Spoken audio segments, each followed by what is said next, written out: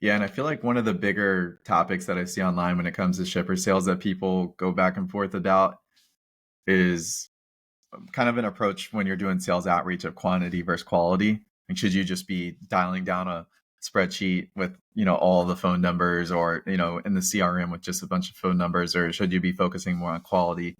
And, like I remember when we were in brokerage, we used to have those little sand timers. It would be just like the 90-second thing before you basically take 90 seconds, do some kind of research before you can make a call out to a lead.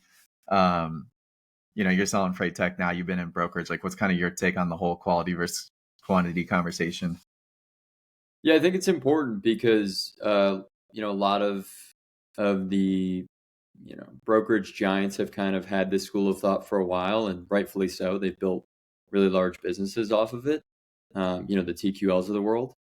I do think that there is something, especially as there's more and more brokers and more sales outreach. I would talk to shippers and they'd be like, "Yeah, you're the 20th freight broker that's called in the past 2 days." Yeah, or So same day. or same day.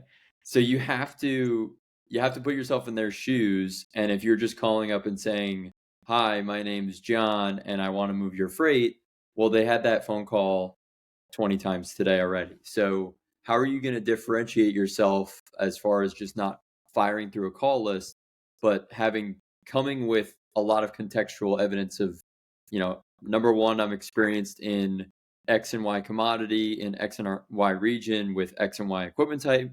And you basically make it to where this is a conversation that they could actually benefit from, as opposed to just you're knocking on the door and trying to get some freight.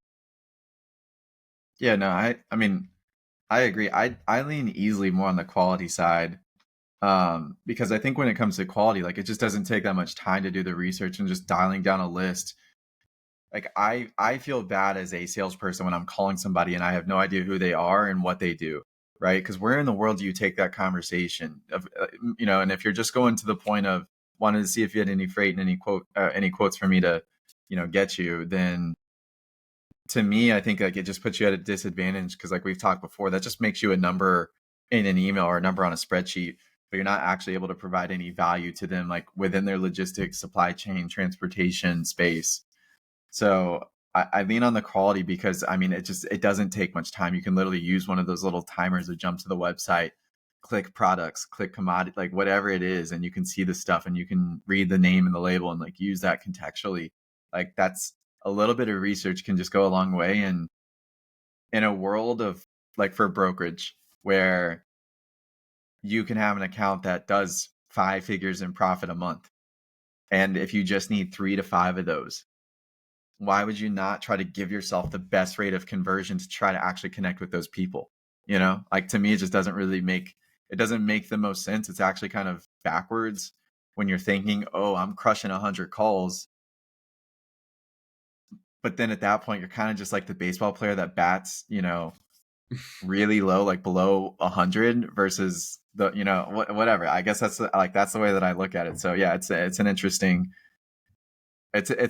topic, and it's not to say that quantity doesn't work because it obviously has worked for some brokerages in the past. But I think as we move into this age where, um, like people know, like, hey, we've got to get on the phones and dial. You got to do something to separate yourself. Yeah, and you want that first impression with a partner to be something of that they're impressed with. I think that's the best way that they're going to remember you. If you're on their LinkedIn, you're like, "Hey, Susie, I saw you were at X and Y company a few years ago, and this is my connection or relation with that," and like talk about you and talk about their experience or talk about how long, they've been at that company based on your contextual research and keep it really personal. You're setting a good foundation for that relationship. But if you're just calling and wanting to be a number, like you said, on a spreadsheet of whenever they reach out for a quoted shipment, it's your name and then a number Price. That's and it. price. That's it. Like that's the only thing they have to go off of. They're probably Yeah. not going to call you before they put that quote out, and they're probably just going to base you on your price alone. Yeah. And if you're just the number two, then at that point, I mean, that's where like you could just go to a digital freight broker, digital freight matcher, because yeah, you're not providing any sauce, you're not providing any value at that point. So it's funny, man, because like you know, you see so many people talk about the R word, relationships, about like it's about building relationships and stuff. But if you're just providing a price, there's zero relationship there. You know, I think it's a little bit backwards. I will say I think the one dynamic in the quality versus quantity conversation, because I would put this into the quality bucket, is around the follow ups. And I know that's a world that we live in, right? But when it does come to quality, like quality to me means you're not just running through the list and dialing that person one time. Like sales 101, you're literally wasting your time and efforts, especially in freight. Are you kidding me? Like if you think that, okay, I can just dial this person one time and I'm gonna get a hit. I mean, it is so rare, man. It's so rare for that to happen. And I feel like the golden rule that we sort of went through, you know, when you were selling and then I was managing the team of 8 different account executives, all shipper sales focus, was the shippers that would just let you in the door fast would also be able to let you go that fast. And then the ones that took months upon months, sometimes over a year to actually get in, it's that hard then for the competitors once you're actually in the door for them to break in. And if you do your job with the servicing and all that stuff, then like you're going to have a long-term partnership. And I think that that part is really attractive about the sales process, but you do have to flip the mindset to where you have to kind of embrace those. And then what is that going to take? It's going to require double-digit follow-ups, no doubt. Hmm. Yeah, I think something that was something that I stumbled into as I got more and more experience in the role. Was my perception going into it was, oh, I'll build a book of business and then I will establish relationships after. And it's reverse. It's you need to establish those relationships from the jump, and Hmm. that is how those relationships are what get you freight eventually. That is what closes the deal when they need help in 3, 6, 9, 12 months from now. You need to build a relationship first. So when you're cold calling, it's almost like you're not looking for freight, you're looking to Yep. build a relationship. What's one that you can point back to that you can think of from your experience? I would say, Obviously don't name who they are and whatnot for people listening, but just like what your approach was and how you actually try to take that approach first. yeah, I think just going in and saying, a lot of what I did was just trying to learn more at first. I just want to learn more about your business.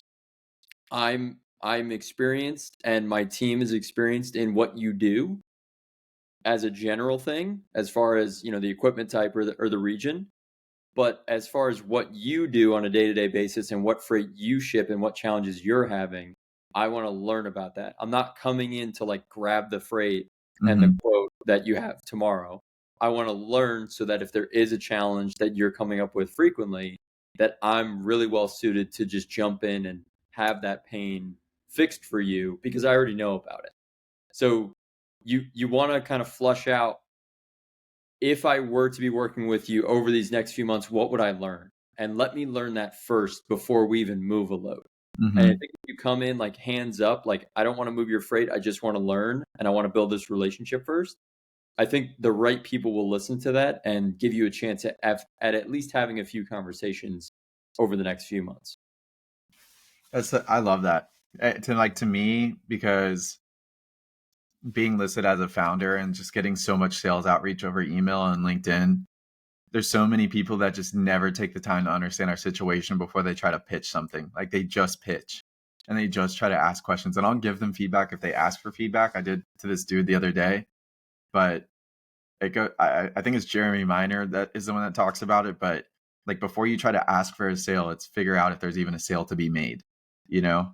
And so if you don't know that stuff, if you haven't taken the time to learn who you're talking to, and I actually really love what you said too about it's not even about just like the freight. You're actually talking about that human and that person because really like the way that they operate and everything is going to be different. What they care about is going to be different than maybe the other person in the same company that handles and runs the freight at the other location, facility, or DC. So yeah, that's good stuff.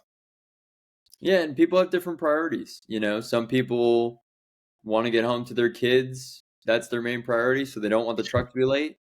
Other people are, I get my bonus based on my freight spend. So you need to Mm-hmm. be super cheap or, very compatible. Other people's incentives on, different KPIs around late pickups and on-time pickups.